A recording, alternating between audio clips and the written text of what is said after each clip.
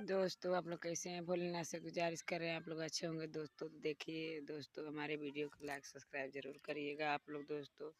प्यार आशीर्वाद जरूर दीजिएगा दोस्तों। देखिए हमारा वीडियो ऐसा नहीं है कि गलत नहीं बनाते हैं दोस्तों। आप लोग वीडियो के कमेंट में ज़रूर बताना कि मेरा वीडियो अच्छा है कि नहीं है। मैं इससे अच्छा वीडियो आप लोग को देंगे। अभी डांस हम उतना नहीं करते हैं दोस्तों, इसीलिए कि हमारे पेट दर्द होने लगता है। इसीलिए दोस्तों हम वीडियो सिंपल में ज़्यादा बनाते हैं।